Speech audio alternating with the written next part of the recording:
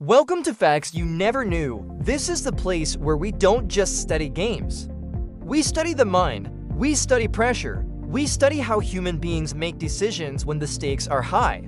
On this channel, we explore the psychology of elite performers, grandmasters, champions, strategists, and warriors of the intellect.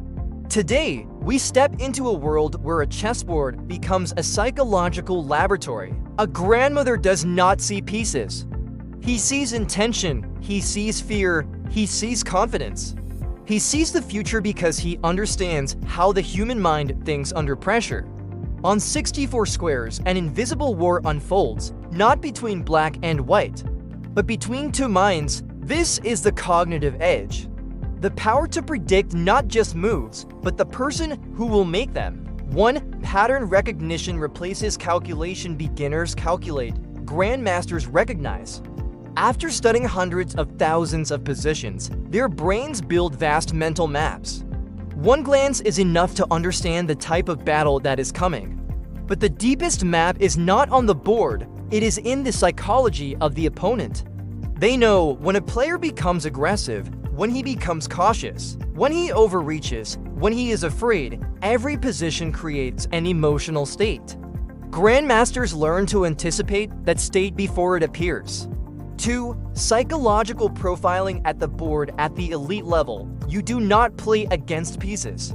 You play against personality. They study how an opponent handles risk, how he reacts under time pressure, how he behaves when winning, how he collapses when losing. The question is not, what is the best move? The question is, what will this human being choose in this moment? 3. Exploiting cognitive biases under stress. The human mind is no longer perfectly rational. Grandmasters exploit ego, fear of loss, overconfidence, the illusion of control. They create positions that look safe but are traps. Sacrifices that look wrong but are correct. Situations that push the opponent into emotional mistakes. The opponent is not defeated, he defeats himself.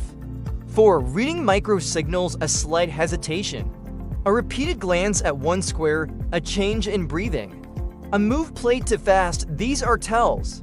Grandmasters learn to sense doubt, to feel fear, to recognize the moment the opponent's mind begins to crack, and they strike at that moment. So far, we have explored logic, patterns, and psychology. But there is a deeper level, a level where you no longer predict moves. You predict emotional reactions in advance. This is where strategy becomes pure anticipation. 5. Anticipation, not reaction. Average players react. Grandmasters shape the future. They think like this: if I play here, he will feel safe. If he feels safe, he will simplify. If he simplifies, he will enter a slightly worse endgame. If he is slightly worse, he will become passive, and when he becomes passive, I will control everything. This is not just chess, this is behavioral prediction. 6. What chess teaches you is about human nature. The same cognitive edge applies to negotiation, business, politics, leadership, conflict.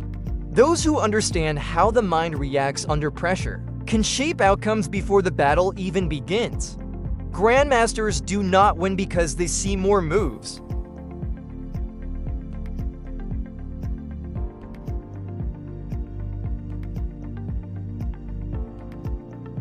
When time reveals true character. Chess is a mirror of human psychology, and those who understand the mirror do not just play the game, they control it. This is Facts You Never Knew, where strategy meets psychology, where the mind is the ultimate weapon, where we learn to read people, not just positions. If you want to develop your cognitive edge, subscribe. Because in the real world, those who can predict behavior shape reality.